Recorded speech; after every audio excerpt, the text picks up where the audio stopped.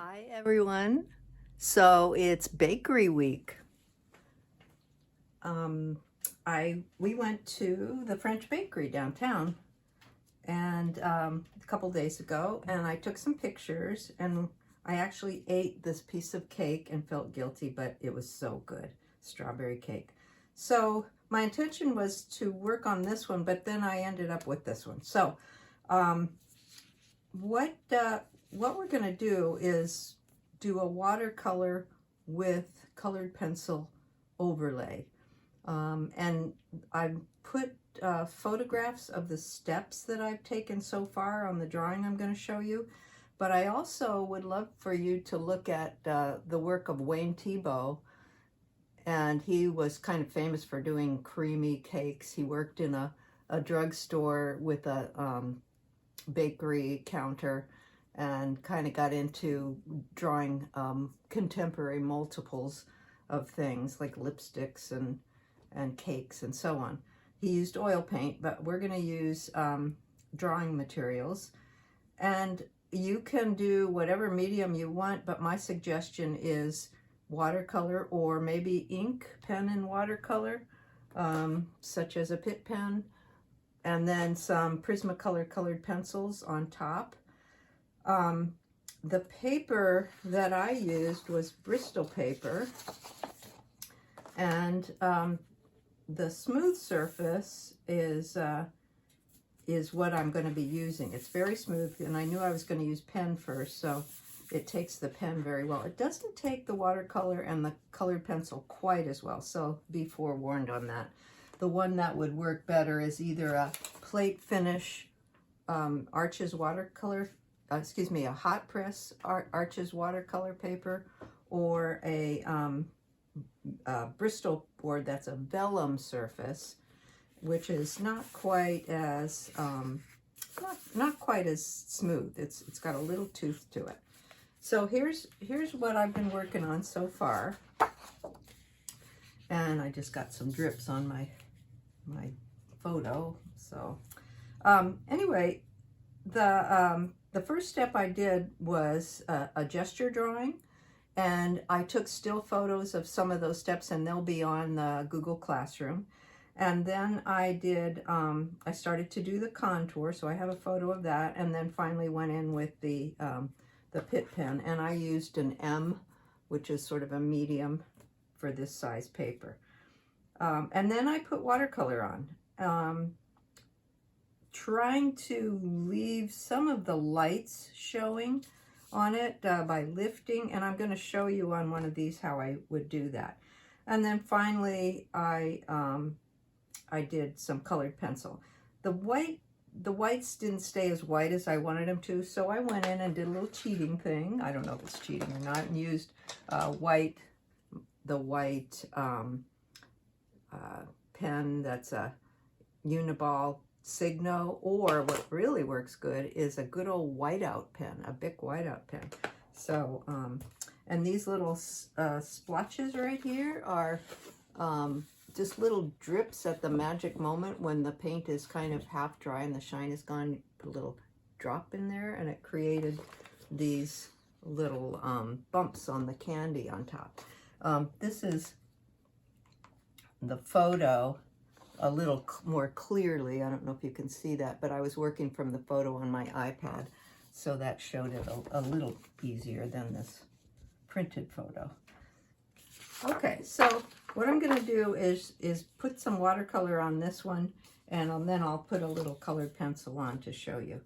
I got some drips on here, so if that happens, I will see if I can take some clean water and a clean brush and some tissue and see if maybe I can lift that up. This paper isn't as forgiving as Arches watercolor paper. I can always use the white out and do a little glop on there. So I'm seeing that this color is pink, but it's going a little bit toward orange. So I'll put some Permanent Rose, which is a very purpley pink, and then I'll use some Scarlet Lake, which is more of an orange, and have some New Gamboge, which is a sort of a orangey yellow. And then I want to have some blue handy for when I do the chocolate part, or the paper wrappers, and it's probably a white cake, but it looks kind of brown. So I'll have some cobalt blue handy, and some darker blue, which would be ultramarine, handy. And I might use some other colors. So I'm going to use my handy Georgia O'Keeffe pencil and paintbrush. And on this one, I wet it first, and then I found out that this paper doesn't do very well on wetting. So I'm just going to go in with the brush, and I'm going to try and paint just some of the shadow areas, if I can identify where they are. And it doesn't have to be perfect, because the drawing, remember, the drawing is going to help you, and your watercolor can be more random. I'll put a little yellow in there to orangify it a little bit. Okay, so I might just leave that. Don't worry about the shadows, because those can go in later with the colored pencil. And then I'll do some of the dark brown. So I'll use a little ultramarine blue. And I did have a test paper somewhere here. Let me grab some test paper. Here it is. So I can test out my colors. And maybe a little bit of burnt sienna. So that's turning it more brown. I could use a little bit of alizarin crimson, which is a really dark red. So I kind of like that. And I will go in and just put some strokes of this color.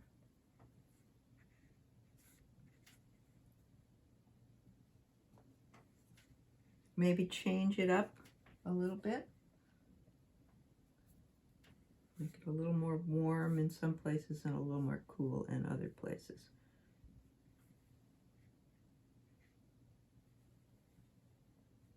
Go in there and get in that little negative space right there.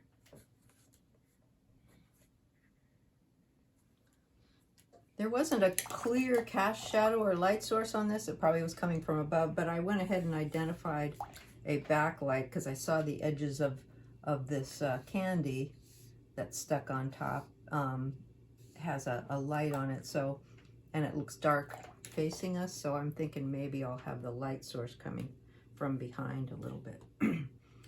And now I want to invent this golden brown here, so I'll use some of the brown I had here and then add some yellow to it. And I have to be a little careful because it's still wet, so I'll maybe add a little orange in there.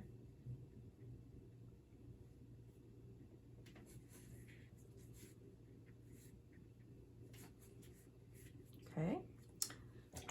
Now this part's starting to get a little dry. I might want to put a little bit more red or purple. There's a cobalt blue with a little permanent rose in there. Maybe put just a little bit in the shadows.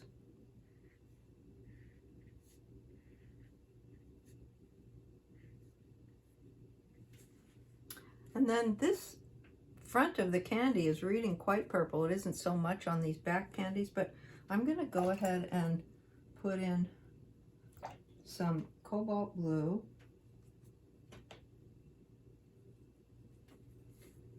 toward the top of it, and then a little permanent rose toward the bottom of it, and the purple will start to bleed together.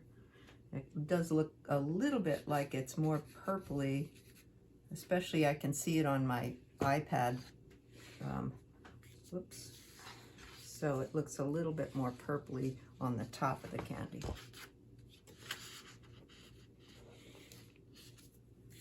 Excuse me, a little bluer, and then a little redder at the bottom. So I'm gonna leave that like that. And I'll do this one then too. Another way to do it would be to wet the whole thing and just drop the color in and let it just bleed around, and then define it more later with the colored pencil. But I think I'll stick with this method where I'm just stroking some of this on. Now I do want to define this edge here and leave that white, so it's not going to look white unless it's dark behind it. So if all the edges surrounding it are a little bit darker, then it'll read as white. So here's my yellow. I'm stroking in a little bit. So I've got a little bit of that peachy color.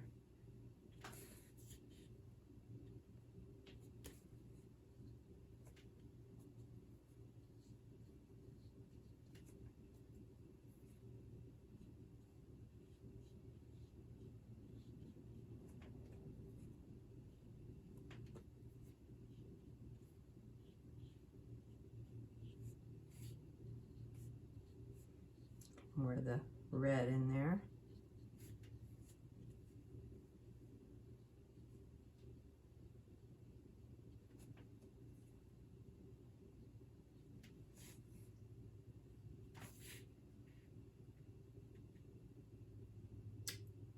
Okay.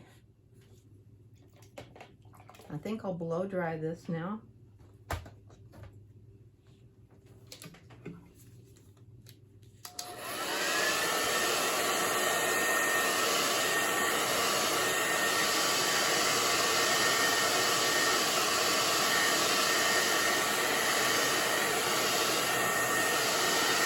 You don't want to go in with your colored pencil while it's still wet. Well, actually, let me do that shadow. I'll show you how I did the shadow.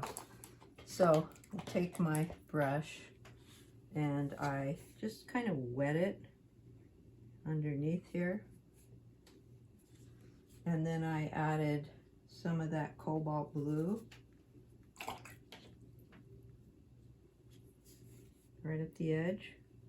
And it'll start to bleed a little bit. And then some red.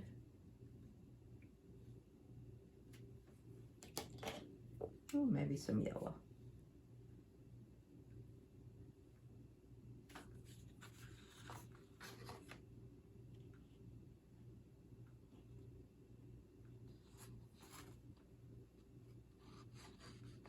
Oh, so this, now I let it dry, darn it.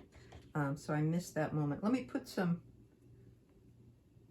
color on here and I'll show you that magic moment where you can drop a little bit of water in there and it'll create those little blooms or blossoms. Because I forgot and I blow dried that. It's got a puddle here.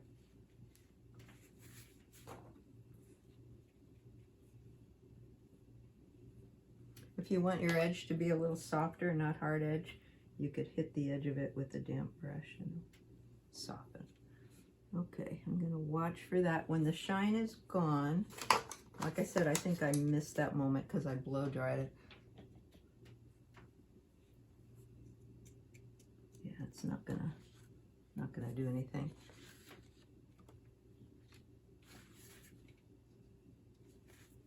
Okay, so I'm gonna get a little water on my brush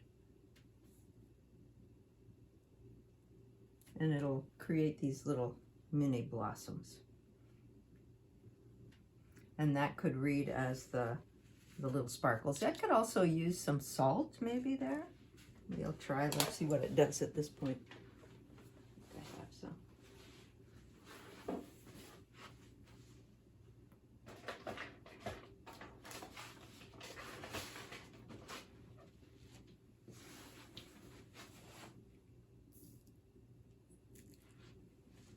Okay, well that's doing its thing. We can go in and put a little colored pencil right here. So I would suggest only Prismacolor colored pencils. You know, a good quality. Actually, there's other brands. This happens to be Faber-Castell Polychromos, and they're good. It's a good one. But don't get the Prismacolor Scholar because they're student grade and they're not quite as good. So let me move this aside here. And I'm going to look at some of the shadows in here and maybe go in with some purple for the shadows.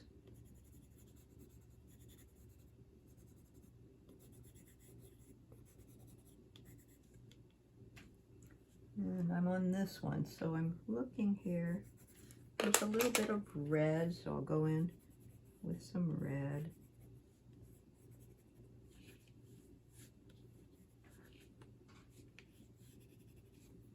Maybe a little blue.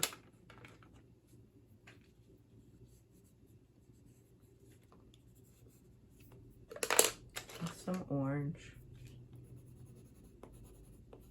So you're laying some colored pencil either in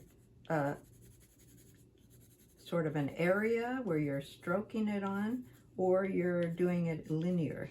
So here's where you can see it more in a linear way. Let's go in. And the lighter colors work on top of darker colors. So here's a light blue on top of a darker color. There's some yellow.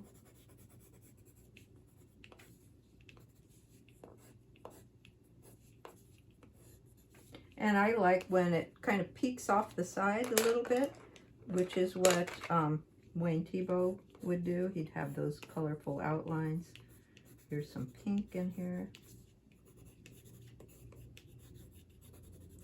I'm not being very careful, but I think I'll darken this right here to show off that edge a little bit more.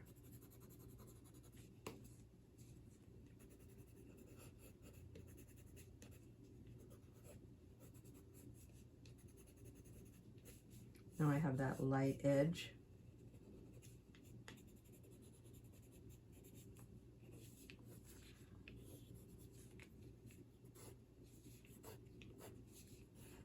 Now here's where, oh, and I'll put some of these little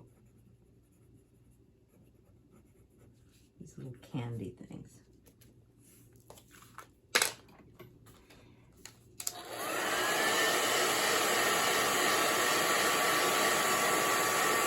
And you want to get the salt off of there. You don't want to leave it on.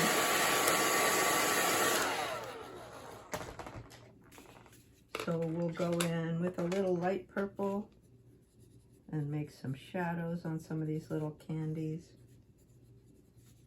to make them stand out. And these I'm sort of having to invent. Let's try some white. The white just isn't working the way I was hoping it would, and I think it's the paper.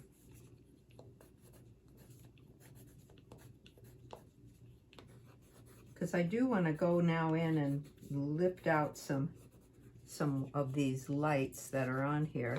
So here's where possibly this, yeah, this isn't working either.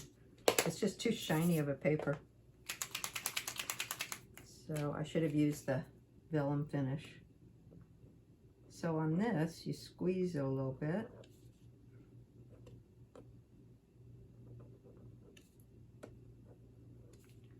And you can get the opaques.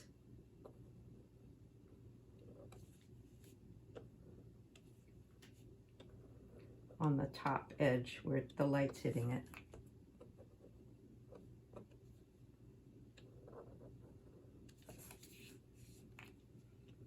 I'm just trying to show the light source on there.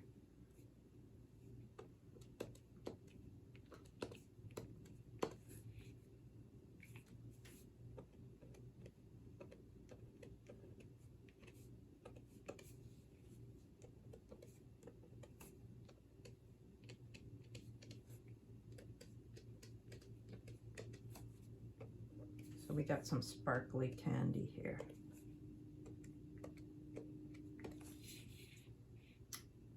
Okay, and then underneath where the cast shadow is. I could go in and color it or do outlines. I'm just throwing in some wild colors because it's a fun, festive subject. So you might as well bring out some color in it. Now to make the top of these stand out, I think I probably would go in, maybe do a table line, possibly like right here, or maybe a little lower, maybe down here. I think that would be a good spot to do it, right down here. And then put in a background color to leave this white down here, and then put in a background to really make these pop out. I wanted to show you, this is on a hot press Arches watercolor paper. And this work, the colored pencil works so much better on this. And I was able to get the white to work. So this was a demo for the classes last fall, I think it was. And the idea was to take an ordinary subject and use it. But because I featured the cupcake in there, I think you can see the title of this is SWAT. And there's our little